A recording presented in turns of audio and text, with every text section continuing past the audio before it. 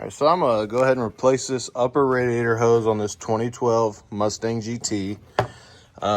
Mine's got a nice crack in it at that junction down there, so I'm gonna try to make this short and sweet, just hop right into it.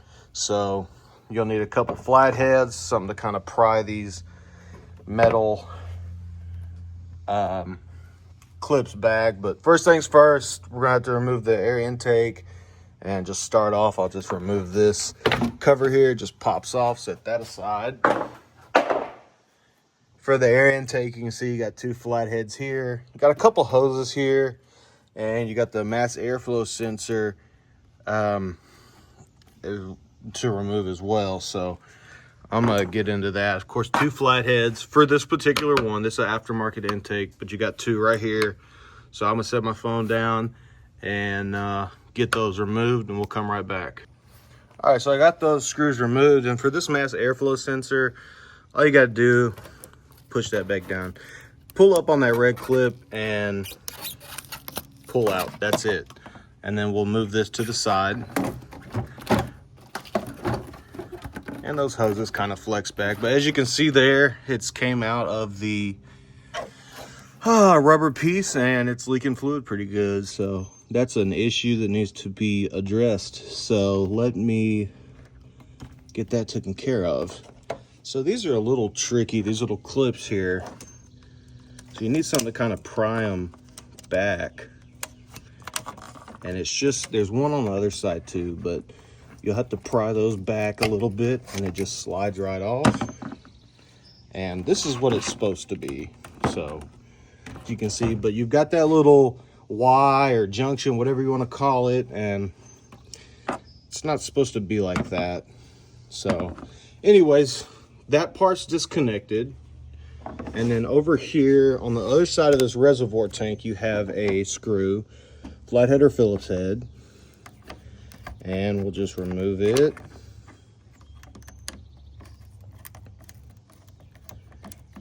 Nice and easy on this car. For a newer car, this one's relatively easy to work on. You can hear the radiator fluid just going down. Throw that in the trash. Of course, once you have the right hose hooked up, just make sure that it fits in there. Snake it around down in there. And you will need that little clip off the old hose. You can reuse it. All right, so I went and got that clip off. Just reuse it if you can. If you can't, get another one. Put it on there so that screw is facing to the right, so you can get to it easier.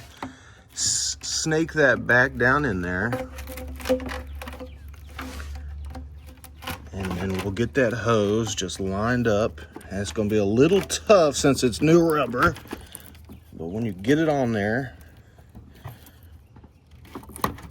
like that, get it nice and tight on there. Notice it bulges out just a little bit, and you're up on the neck. So I went ahead and get that clamp lined up on that neck, and then I'm gonna tighten that up with the flathead. So give me just a second. All right, so now I got that nice and tight. Everything else is lining up. It's snaked back down in there. Take this little neck and get it on there nice and tight, and you'll hear it snap into place. Just like that. And give it a nice tug back. Not gonna go nowhere. Make sure not to do it too hard, you're gonna break something else. But anyways, it's nice and tight up on there, all the way around. And that pipe kind of snakes back that way. Make sure everything's buttoned back up. Make sure you didn't unplug nothing else on accident. And then after that, I'm gonna button up the intake and I'm gonna go put some fluid in it, and we'll start it up and see what it does. So just reverse your steps. Let me throw that away, that's trash. Take your intake, put it down in there, line that back up in there, and the mass airflow sensor, very important that you plug that back in correctly. If you don't plug it back in, the car won't run. correctly. Or not at all in some cases. Anyways, we'll just tighten these back down. And then when I do that, I will put some fluid in. We'll start up, see what it does. All right, so I got it back down here. Went ahead and put the cover back on and put water in it. It's been in the 80s and 90s all week. So in case it leaks, I don't want to waste any money on radiator fluid. So I'll just put water and change it out later.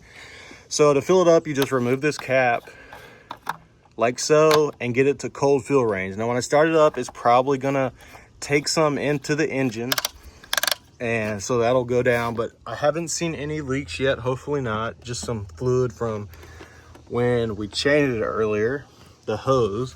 So I'm gonna start it up and see what it does. All right, so I started up, as you can hear, and the fluid's still right there. So I'm gonna wait for that to go down just a little bit because it's gonna circulate into the engine. No leaks out of the hoses. It was leaking pretty bad right in there last time on that little junction where it goes into 3 different pipes.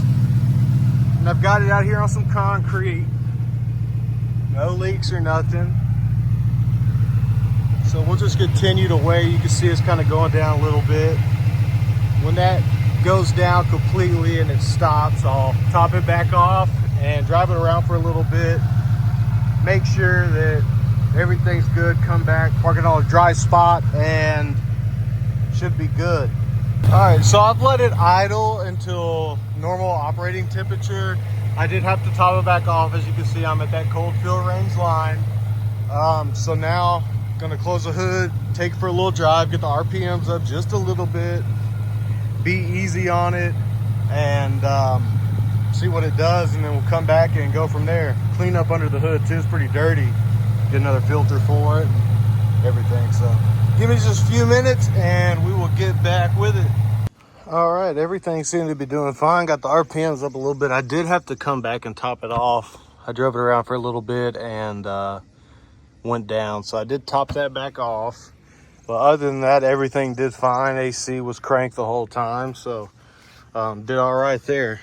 Anyways, caps is tight. No leaks here. And no leaks on the neck down there or in that area. See, dry as a bone. Well, I'm not a big fan of that touching the head, so, but that's how Ford does it. But anyway, more things to go wrong. But anyways, that's gonna be it. Time to get in here, get a new filter, clean it up, and work on those T-birds.